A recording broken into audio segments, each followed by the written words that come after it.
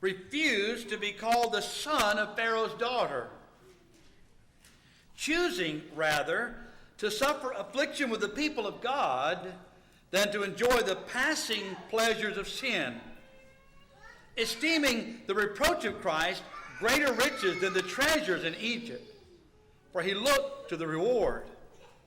By faith he forsook Egypt, not fearing the wrath of the king, for he endured as seeing him who was invisible.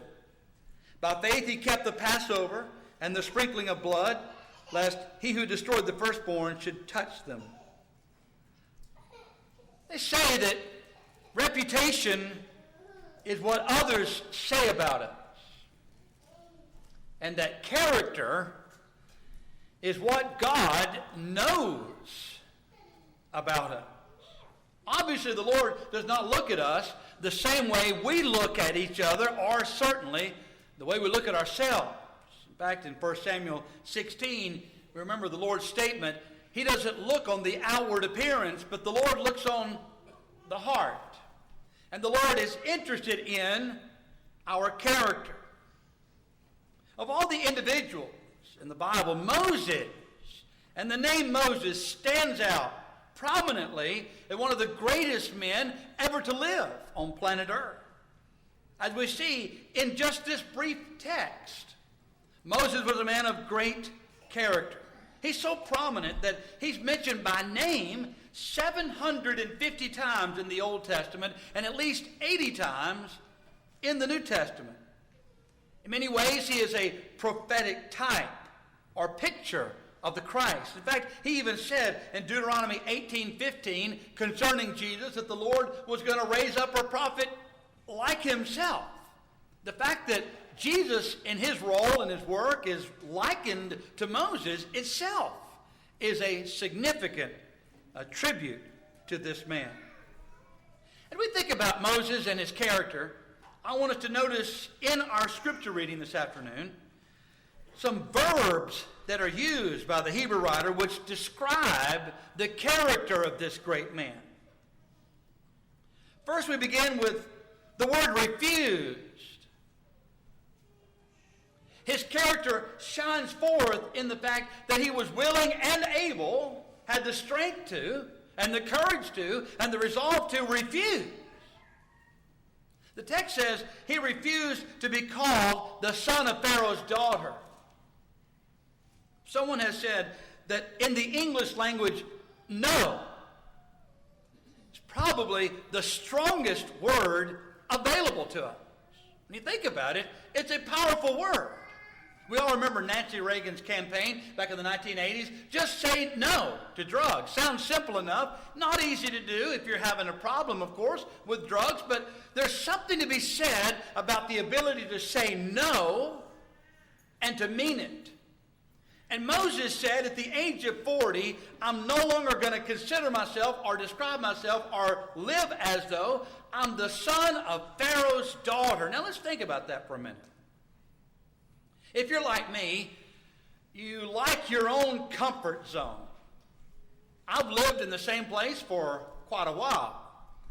I surround myself with the same kind of people. I don't get out of my comfort zone much. I used to travel quite a bit, travel through Central America and into South America, and I got to learn and see a lot of things interesting in the world, and I don't suppose I'd have any problem traveling there again, but I really like to think that I have a home, a place to come to, a place that I'm familiar with, a place I can find comfort in.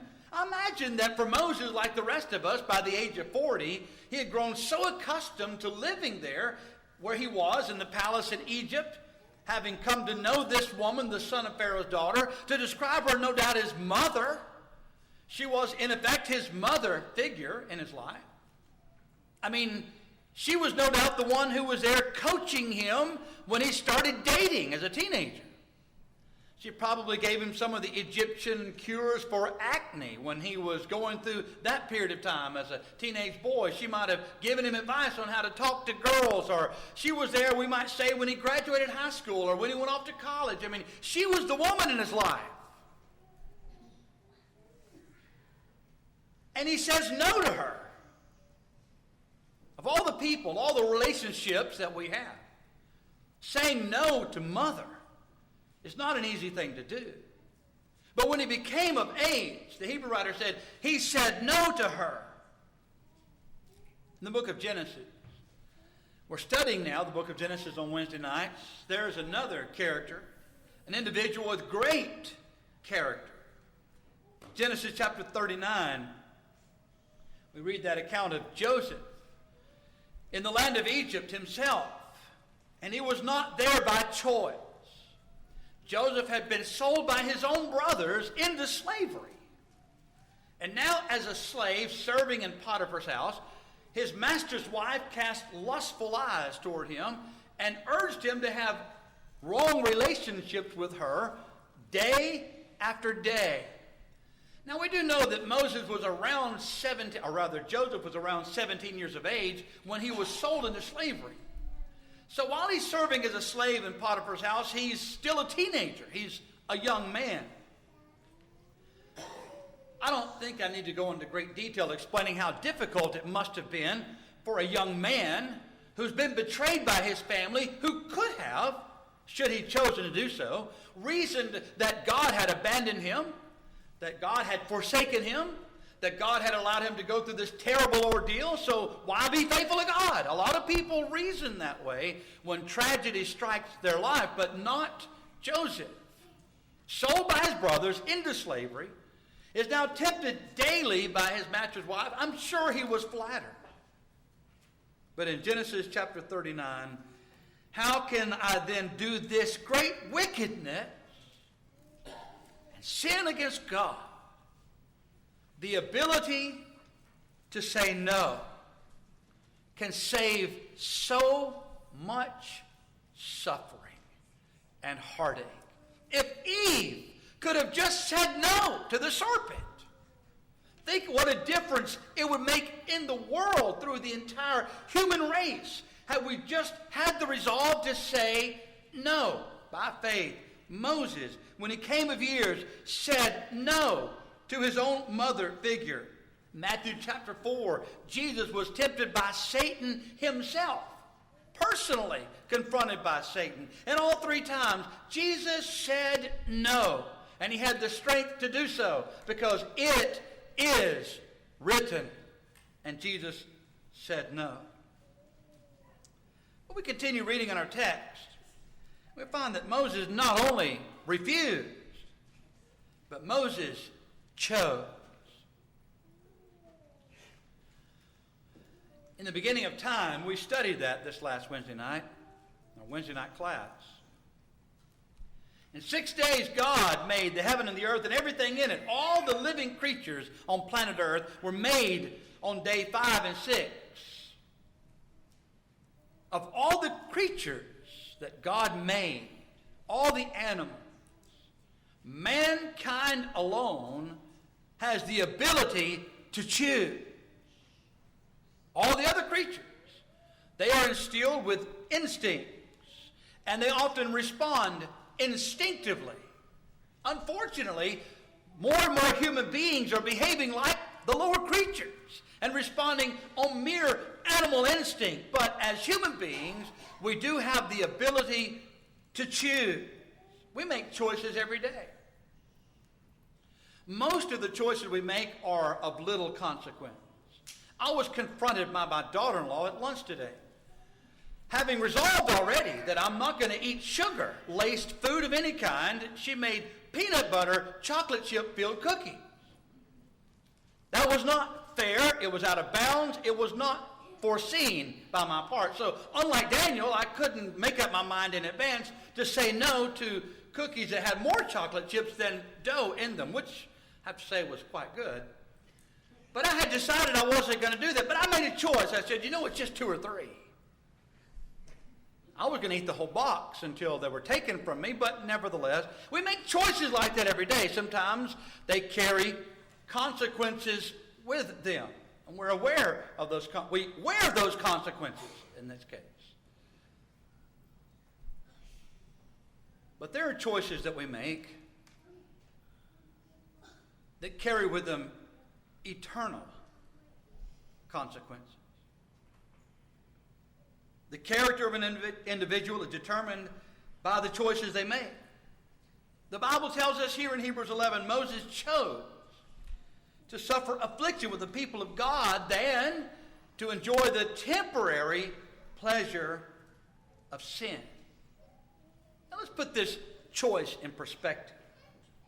In the early 1920s, archaeologists by the name of Howard Carter discovered the tomb of a young pharaoh named Tutankhamun, or King Tut. We're all familiar with this discovery. We've seen the images of this chamber with all of these interesting artifacts, the gold, the silver, all the things associated with it.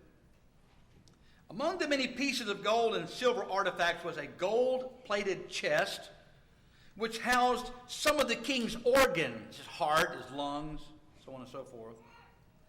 And just one piece in this collection was valued to be more than $250,000. That was in the early 1920s. I don't know with the price of gold now what actually the value would be.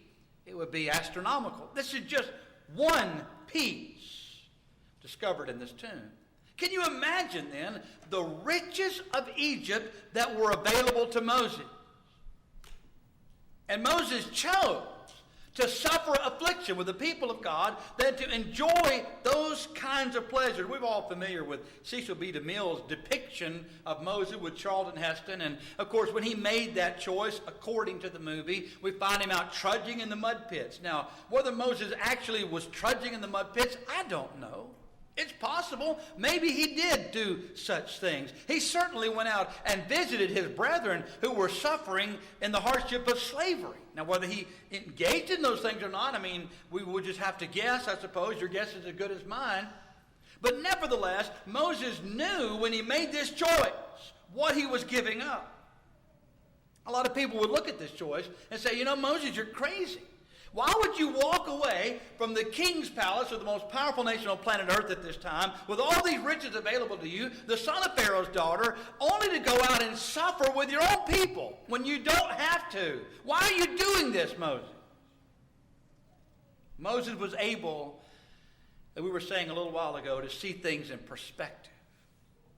He esteemed the reproach of Christ to be greater riches than whatever Egypt had to offer. You know, Satan throws everything imaginable at us in this life to allure us, to tempt us, to distract us. He wants us to concentrate on this world and the things of this world.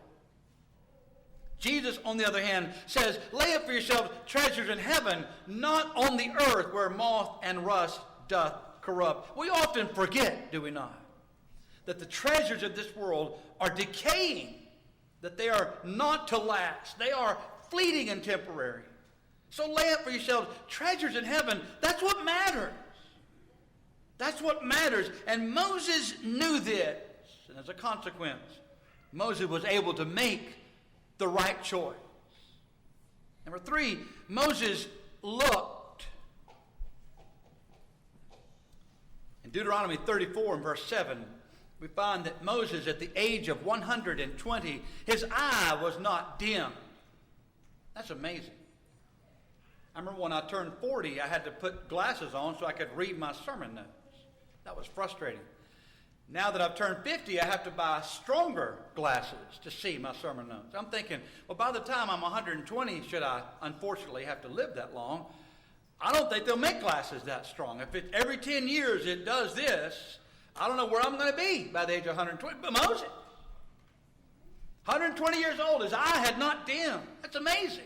But his spiritual eye was even keener than this.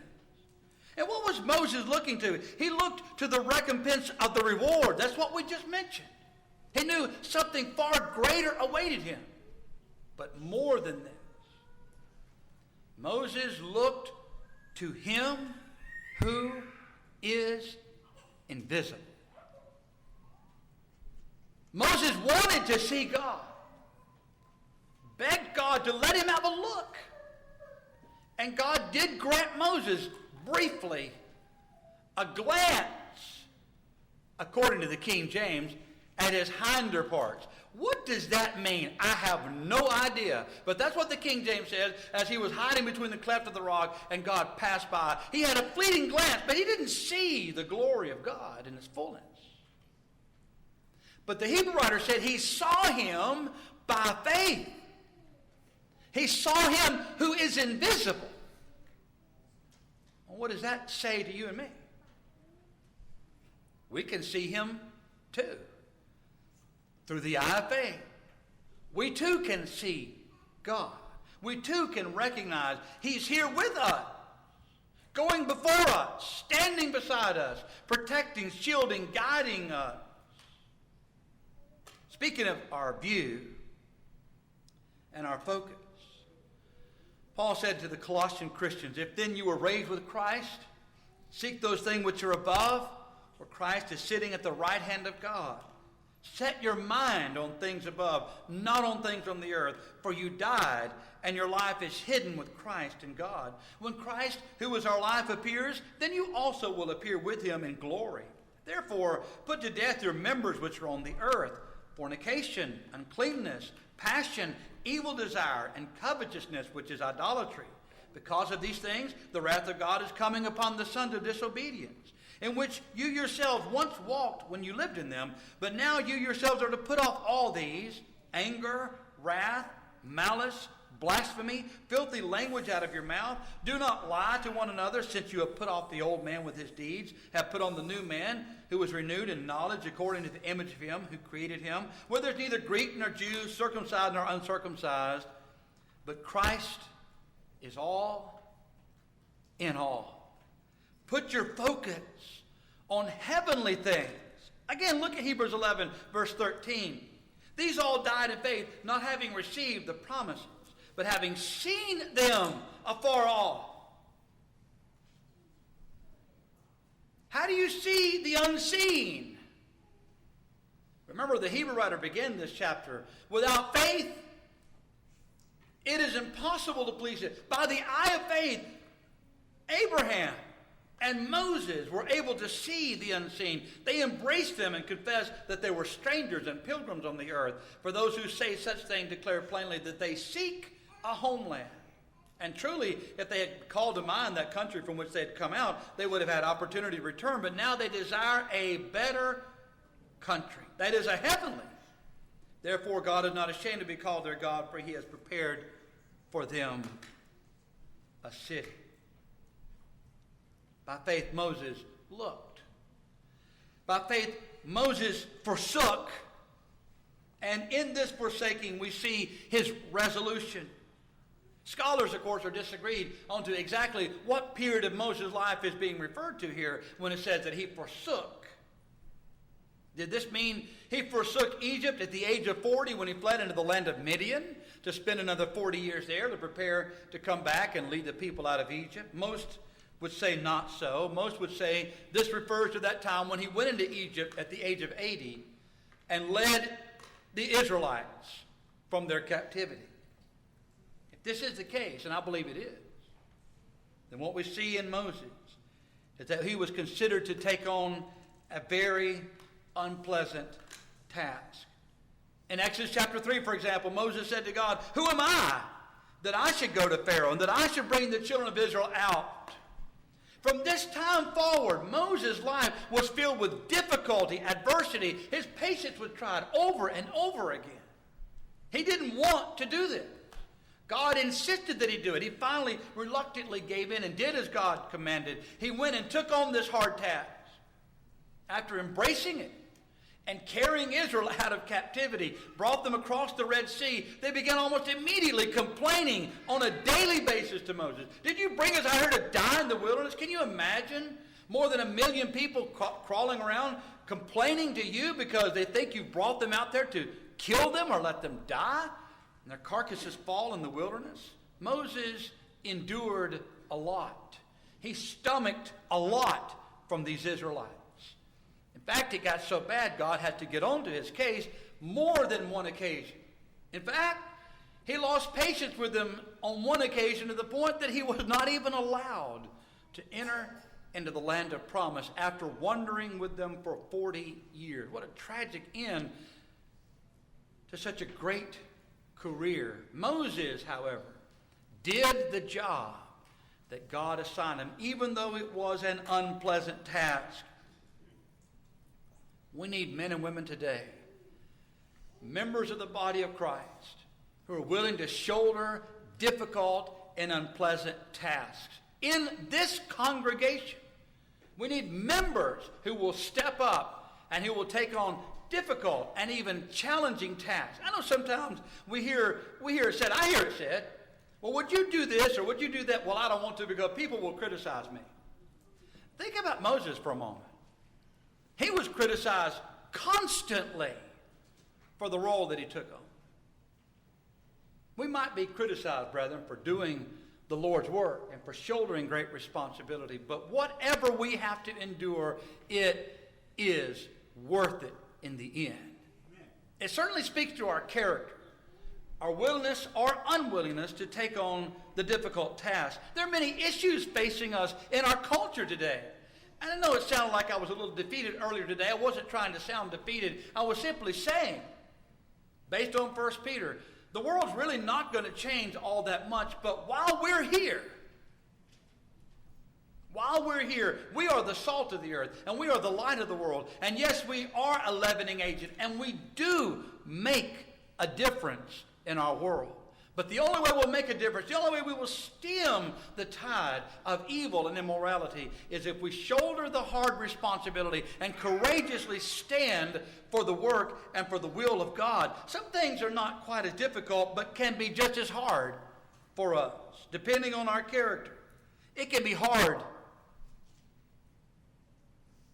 In fact, sometimes because of our fear or our pride or a little bit of both, it can be difficult to simply say, I'm sorry. It can be difficult to say, I forgive you. It can be difficult to confront evil in the workplace. It can be difficult to confront evil among our brethren, among family members. By faith, Moses forsook and shouldered the responsibility that God gave him. We have many issues facing us today, many challenges facing us. And God has given us an assignment. Go into all the world and preach the gospel to every creature. Are you doing that? Are you shouldering that responsibility? Are you going to put it off because you say, I just don't have what it takes? Well, Moses was reluctant as well. He didn't think he was capable either. God said to Moses, as he would say to us, who made your mouth? Who gave you the ability to speak? I will be with you. Certainly, Jesus has already promised in this matter, and lo, I'm with you always, even to the end of the age. Do you have the courage to step out this afternoon, make the good confession, repenting of your sins, be baptized into Christ for the remission of your sins, or to make confession of public sin that need to be resolved? Are you willing to do the hard things to make a difference in your life and the life of those around you? If you're subject to heaven's invitation, we can assist you in any way. Please make that need known while together we stand and as we sing.